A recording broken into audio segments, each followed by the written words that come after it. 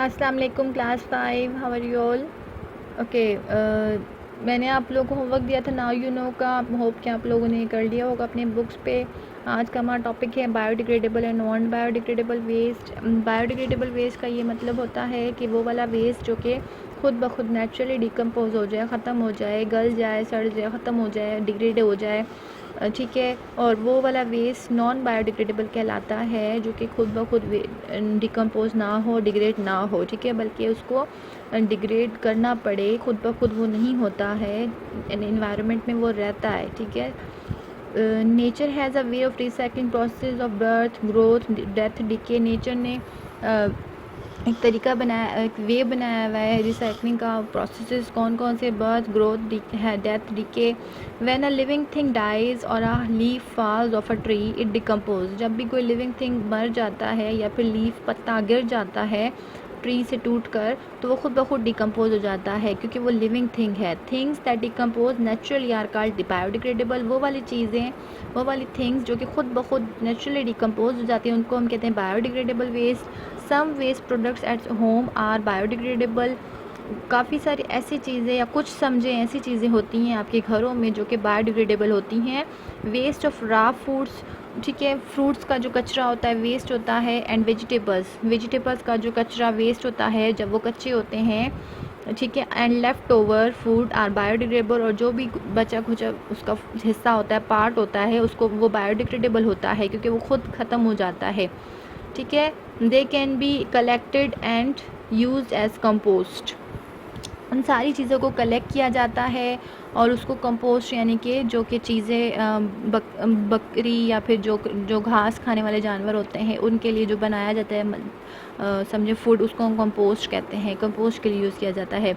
Some of the waste materials do not compose, कुछ do not decompose. कुछ ऐसा waste material होता है जो डिकम्पोज नहीं होता, ख़त्म नहीं होता खुद ब खुद। They are called non biodegradable materials. ऐसे चीज़ों को हम लोग कहते हैं non biodegradable materials.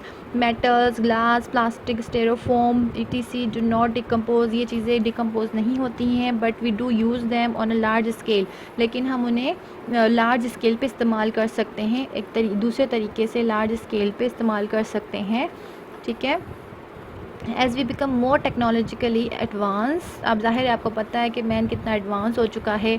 We try to manufacture materials that can withstand extreme temperature. हम लोग ऐसे मटेरियल अब बनाते हैं, ऐसे मैन्युफैक्चर करते हैं ऐसे मटेरियल्स को जो कि एक्सट्रीम से एक्सट्रीम टेम्परेचर पे भी कायम रहते हैं। Are more durable and easy to use, ठीक है, बट इतने ज़्यादा वो बर्दाश्त वाले बनाते हैं, उनको कितने ज़्यादा रेजिस्टेंट बनाते हैं, इतने ज़्यादा, ठीक है, टाइम के लिए, लॉन्ग टाइम के लिए बनाते हैं कि हम उसको आराम से इस्तेमाल भी कर सकें और काफ़ी टाइम तक इस्तेमाल कर सकें।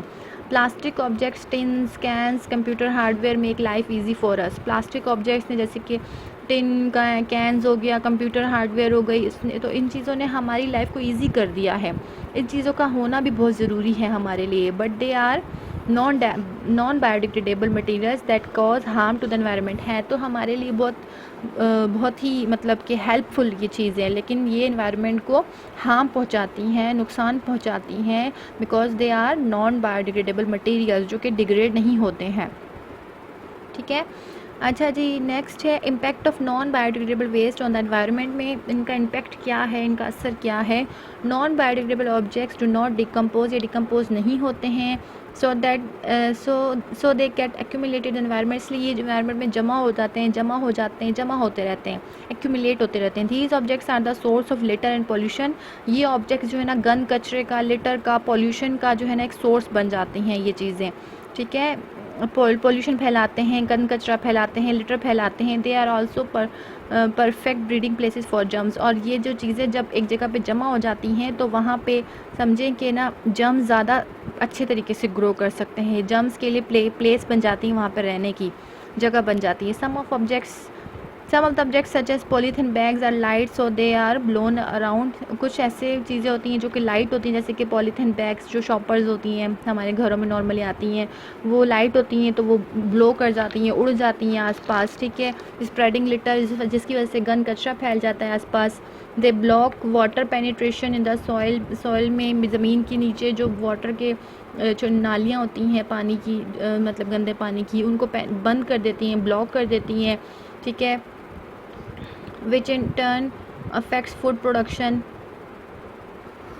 ठीक है। तो ये कचरा फैलाती हैं। They block water penetration the soil, water की पेनिट्रेशन भी नहीं होती है। जैसे अगर ज़मीन के ऊपर अगर हम लोग जहाँ पे प्लांट्स ग्रो कर रहे हैं वहाँ पे अगर हम पानी दे रहे हैं और सॉइल के ऊपर ये शॉपर कचरा वगैरह है, तो उस शॉपर जहाँ पे होगा, जहाँ पे कचरा होगा, उसके नीचे वाली जो सॉइल है उसके अंदर पानी कैसे जाएगा, क्योंकि वो तो ब्लॉक कर रही है ना एरिया को, ठीक है। इसकी वजह से फूड प्रोडक्शन नहीं होगी, ग्रोथ नहीं होगी क्रॉप्स की। इसके अलावा भी जो पाइपलाइंस होती हैं ड्रेन्स की, नालियों की, उसमें अगर चॉपर फंस जाए तो भी बड़े मसले हो जाते हैं, तो भी जो है ना पानी वो फ्लो नहीं कर पाता सही से, वहाँ पे नालियाँ ब्लॉक हो जाती हैं, सारा पानी बाहर आ जाता है, तो ये बहुत बड़ा मसला होता है।